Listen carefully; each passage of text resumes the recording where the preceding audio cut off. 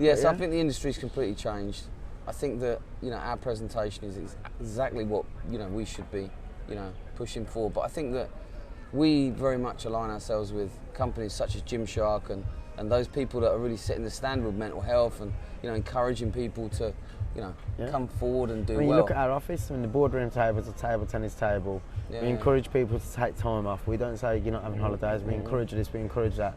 You know, this is what Google and Facebook and all these innovative companies years ago were doing. I still don't understand why the shipping industry is such that it's completely different. You're welded to your desk. You have one part to play in the whole process. Yeah. You know, and it's not entrepreneurial. It's not. You know, it's not. How many? You know, when we employed all our staff and our growth, we took them all to the port. A lot of them didn't even know what a container was, and 58% of our staff are not from our industry. No, I agree. That's brilliant. You know, they're actually retailers. They're talking the same language, and in reality, the logistics person in a customer now, you know, is being controlled by the ultimate buyer of the product, and you know that better than anyone. You know, you're the buyer of the product. You know what sells, and you know that that's going to make X, Y, and Z.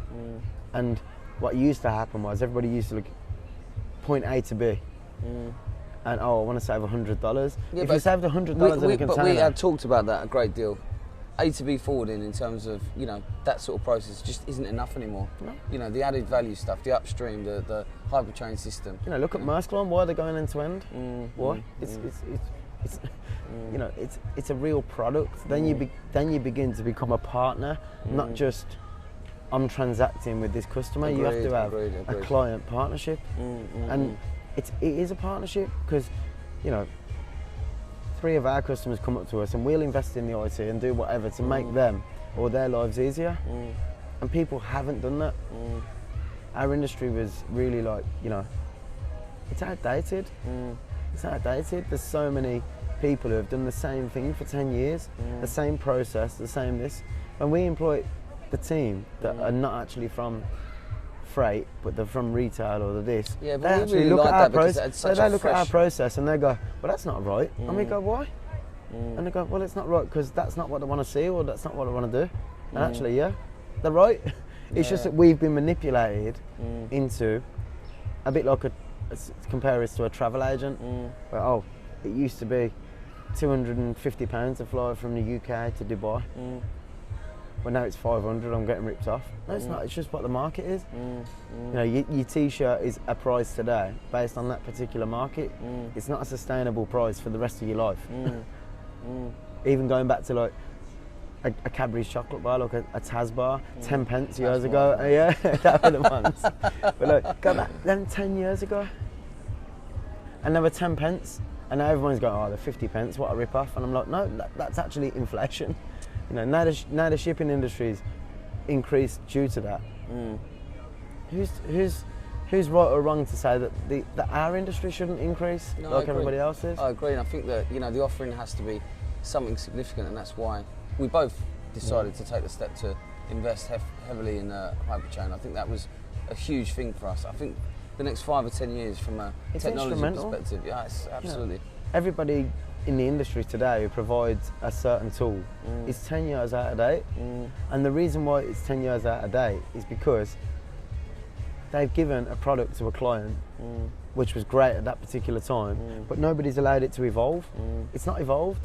And it was great at that time, but as of today, what do people want to see? Something different to what they did 5 years ago, 2 years ago, 12 months ago? Just so everybody's aware, because obviously people are going to be watching this and saying, well, hyperchain system, that's great, but, you know, what is actually behind? What are we doing as a company to make sure that, you know, this is sustainable and it continues to grow? So we've got a guy called David Roth who heads the team, and we've got another 4 people with him actually working on this technology on an ongoing basis. And I think that, you know, we are going to continue to bring people into that separate team to actually continue that diversification. We've got to innovate it. We want to be responsible for innovating the industry. Yeah.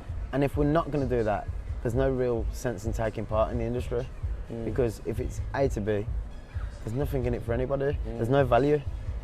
So, the takeaway of this is our model, and our model being low asset, high technology, and I think that is going to be the future for us. And I think I think we also need to address the situation with regard to, the reason why we have an office in Dubai. Obviously, we deal with a lot of retailers in the local market, and I also, I think we have to air our dirty laundry here a little bit, in as much as we have to explain to everybody the frustrations and the difficult periods we had leading up to make that decision.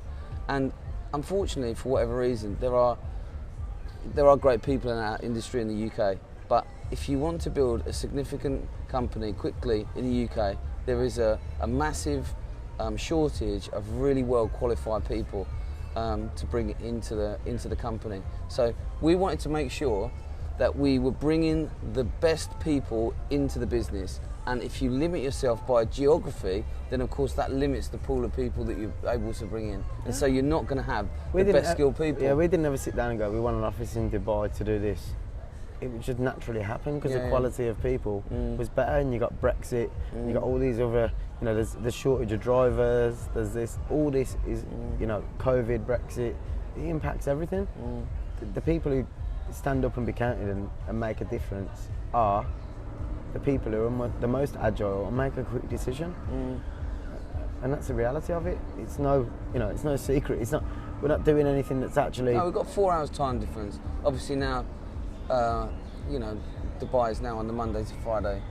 Yeah, the weekend change, that's huge. That's massive. And it's perfect because our origins in India subcontinent and Asia and China and this. It's perfect. You're half a day ahead of everybody else. Yeah.